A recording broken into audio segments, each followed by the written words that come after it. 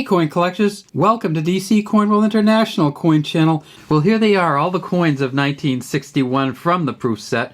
We have the Franklin half, the Washington quarter, Roosevelt dime, Lincoln penny, and the Jefferson nickel. And of course, whenever you get a proof set from 1961, you're going to get this little token. It's not really a medallion. It says U.S. Mint Philadelphia, but if you turn it over, you see that it's a piece of hard cardboard, has a coating on it. I always keep these and I keep them with the other one. This is the Franklin half. The Franklin half first came out in 1948. It ended in 1963 after the death of President Kennedy, and they came out with the Kennedy half in 1964. We see that if we tip this up, there are the initials right there.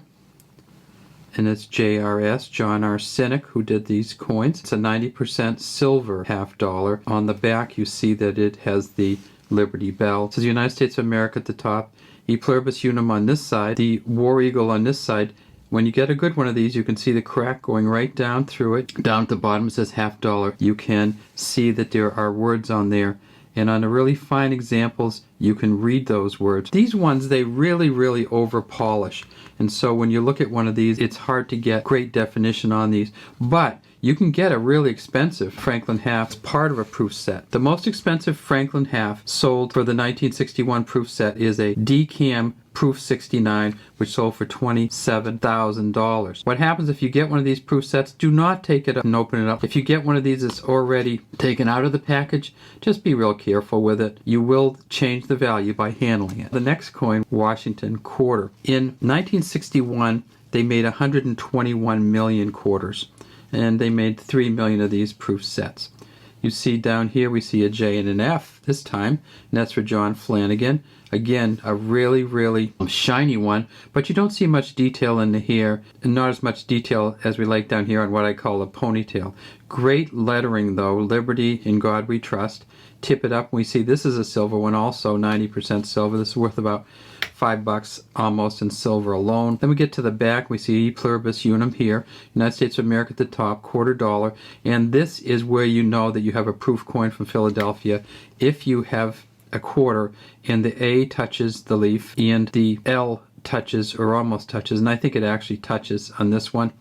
It'll still be not so great with the feathers and stuff, and at Philadelphia in 1961 you can get a proof quarter that's worth about $725 if you get it in a deep cameo. And if you get it in a regular proof 70, not cameo, it's worth about $875. So this is one of the weird coins where the cameo is actually not worth as much as the regular shined coin, and that's because the regular coin, they found it in a 70. The cameo, they've only gone to a proof 69. Finally, this is the closest one we have to a cameo in this set. See how the head comes off the coin different? And this is interesting because we've got all these from the same set, and this is the only one that's really a cameo. It has a little bit of a blemish there, so that's going to take away some of the value of it. And then down here we see that there's a JS, and that's for John Cynic also, who was the engraver of this coin. It says, In God We Trust under Roosevelt's chin. Again, we have a silver one. This is worth a couple bucks just in silver alone. And we get to the back of this one, and we see that this is one that we may want to put aside and have graded. It says United States of America at the top. We have the olive branch. We have the acorn. And we seem to have full bands on this one, top and bottom. And just great cameo on the front. On the back, not so much they would take into account, so maybe we'll save this one and get it graded. Next we have the nickel, and this one's not quite at a cameo level, but it's a pretty nice one. Look how detailed the writing is on here. In God We Trust in front of Jefferson, Liberty behind him. The star is really pressed well. The 1961 is just great. You can see both the notch on the top and the two notches on the bottom. And if we go to the bottom of this one, we see that there's nothing down there, and that's because they didn't put the engraver's initials on these nickels until 1966 or 67, I think. So you won't see the Felix Schlag DFS down there until 66. Smooth edge, but this is not a silver one. This is a copper nickel one. And then we get to the back and we see that this is a really fine nickel, also from 1961. The best proof nickel they found from 1961, they found 15 proof 69 decams. And this isn't a deep cameo. This isn't a cameo at all. But the Proof 69 decams sell for about $3,500 each. And then finally we have the penny.